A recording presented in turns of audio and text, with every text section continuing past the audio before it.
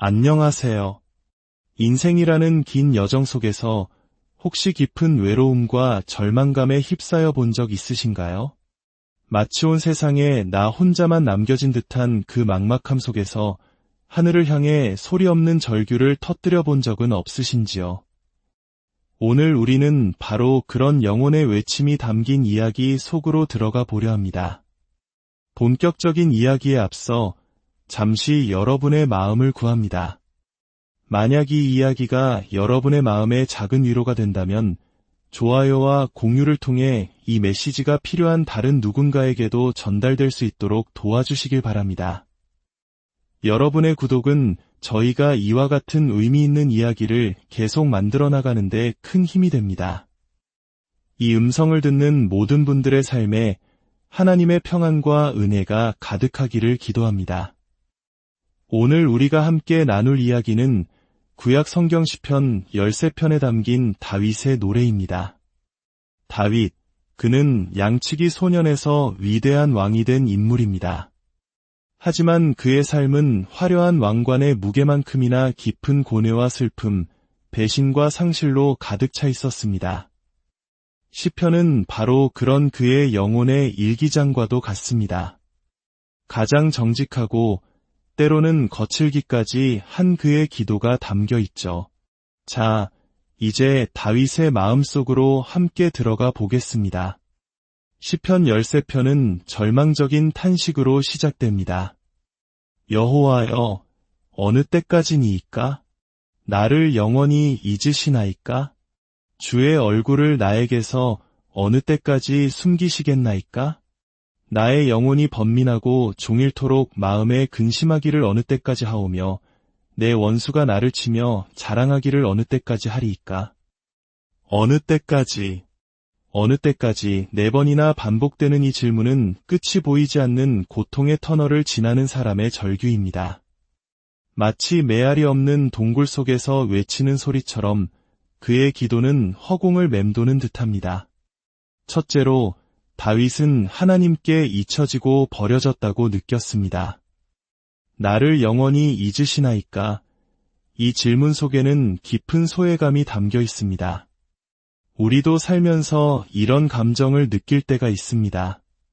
새로운 학교에 전학 간 첫날, 아무도 말을 걸어주지 않는 복도에 홀로 서 있을 때의 막막함, 중요한 모임의 초대 명단에서 나만 빠져 있다는 사실을 알게 되었을 때의 서운함, 인간관계에서의 소외감도 이토록 가슴 아픈데 온 우주를 창조하신 하나님으로부터 외면당하고 있다는 느낌은 얼마나 더 절망적일까요? 다윗은 지금 바로 그 절망의 한가운데 서 있습니다. 그의 감각 속에서 하나님은 침묵하고 계시며 얼굴을 돌리신 것처럼 느껴집니다.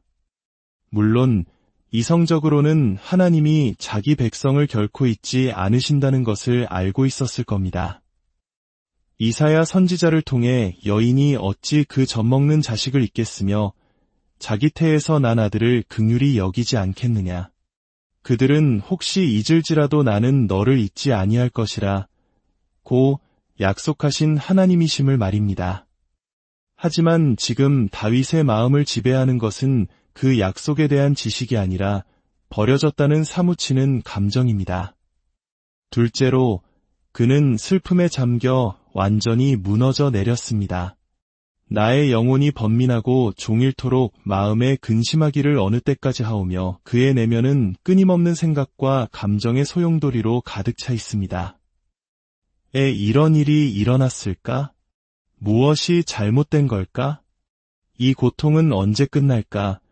스스로에게 묻고 또 물어도 답을 찾을 수 없는 상태. 마치 조각이 몇 개 빠져버린 직소 퍼즐처럼 아무리 애를 써도 그림은 완성되지 않고 혼란만 가중됩니다. 이러한 내면의 고통에 더해 외부에서는 원수들의 조롱소리가 들려옵니다. 내 원수가 나를 치며 자랑하기를 어느 때까지 하리이까?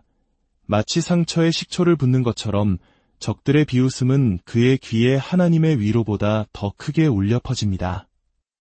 어쩌면 우리 중 많은 분들이 다윗의 이 상태에 깊이 공감하실지 모릅니다. 혹독했던 보릿고개를 넘으셨던 우리 부모님 세대나 끝이 보이지 않는 경쟁 사회 속에서 분투하는 오늘날의 젊은이들에게도 이러한 절망감은 결코 낯선 감정이 아닐 것입니다. 깊은 낙심에 빠지면 우리는 시간을 낭비하거나 반대로 무엇인가 미친 듯이 몰두하며 공허함을 채우려 하기도 합니다.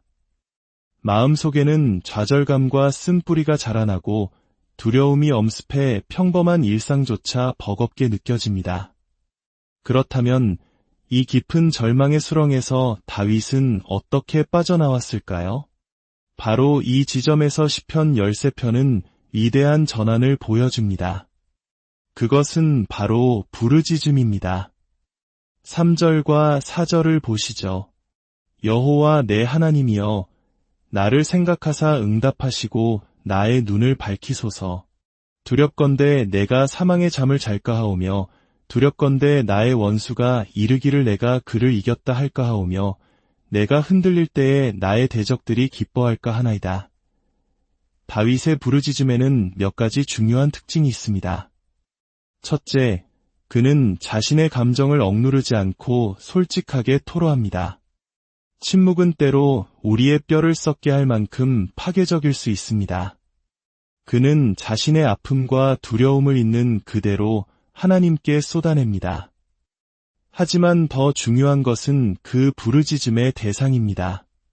그는 허공을 향해 소리치거나 사람들에게 하소연하는 대신 정확히 여호와 내 하나님께로 향합니다. 자신의 처지를 돌아봐 달라는 간절한 요청입니다. 마치 거대한 파도에 휩쓸린 사람이 구조선을 향해 필사적으로 손을 뻗는 것처럼 그는 하나님께 자신을 돌아봐 달라고 응답해 달라고 외칩니다. 그리고 그는 나의 눈을 밝혀달라고 기도합니다. 절망의 어둠이 너무 짙어 자칫하면 죽음이라는 깊은 잠에 빠질 것만 같은 두려움 속에서 빛을 구하는 것입니다. 이는 단순히 상황이 좋아지기를 바라는 기도가 아닙니다. 어둠 속에서도 하나님을 볼 수 있는 영적인 시력을 회복하게 해달라는 간절한 기도입니다. 우리 자녀들이 어렸을 때 잠자리에 들며 엄마, 불 켜놓고 가면 안 돼요. 라고 묻던 것을 기억하시나요? 처음에는 방의 불을, 다음에는 화장실 불을, 그리고 나중에는 문이라도 조금 열어두어 빛이 새어 들어오게 해달라고 부탁하곤 합니다. 우리는 불이 켜진 상태에서는 누구나 안심하고 잠들 수 있습니다. 하지만 하나님은 때로 우리에게 불 꺼진 방에서 잠드는 법을 가르치십니다. 모든 것이 불확실하고 한치 앞도 보이지 않는 어둠 속에서 상황의 빛이 아니라 빛의 근원이신 하나님 아버지를 신뢰하는 법을 배우게 하시는 것입니다. 이제 시편의 마지막 부분, 가장 놀라운 반전이 일어나는 5절과 6절로 넘어가 보겠습니다. 4절의 절규와 5절의 고백 사이에는 어떤 다리가 놓여 있을까요? 그 다리의 이름은 바로 기도입니다. 나는 오직 주의 인자하심을 의뢰하였사오니 나의 마음은 주의 구원을 기뻐하리이다. 내가 여호와를 찬송하리니 이는 주께서 내게 은혜를 베푸심이로다. 놀라운 점은 다윗의 상황이 변했다는 암시가 전혀 없다는 것입니다.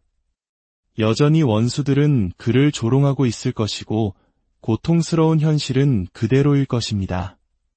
변한 것은 오직 그의 관점, 그의 마음뿐입니다.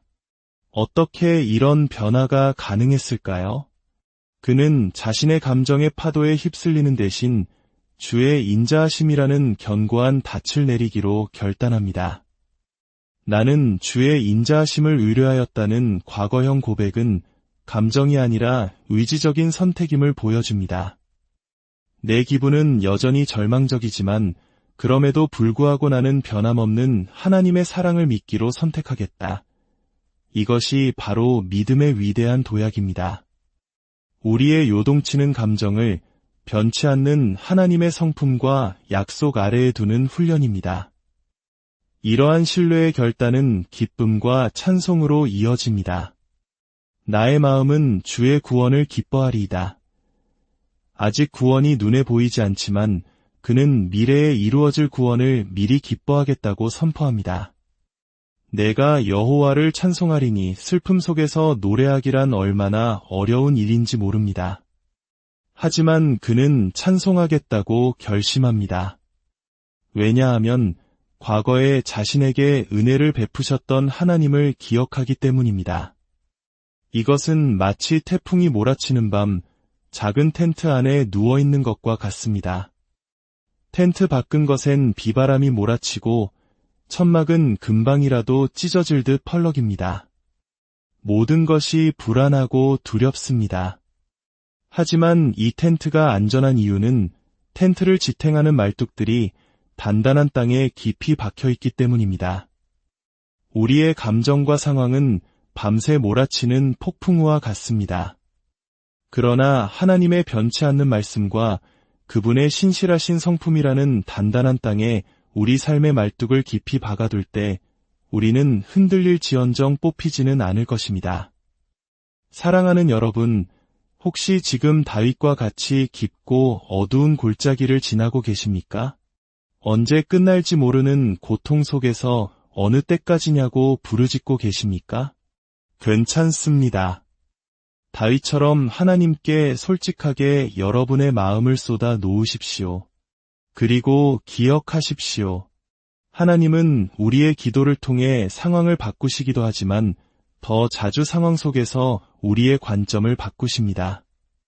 불을 환하게 켜주시는 대신 어둠 속에서 그분의 손을 붙잡고 걷는 법을 가르쳐 주십니다.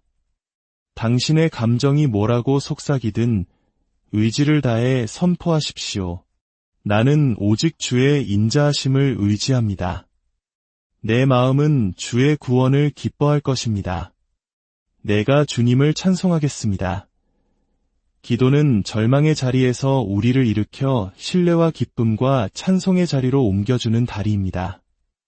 이 믿음의 다리를 건너 폭풍 속에서도 평안을 누리고 어둠 속에서도 노래하는 하나님의 사람들이 되시기를 주님의 이름으로 간절히 축원합니다.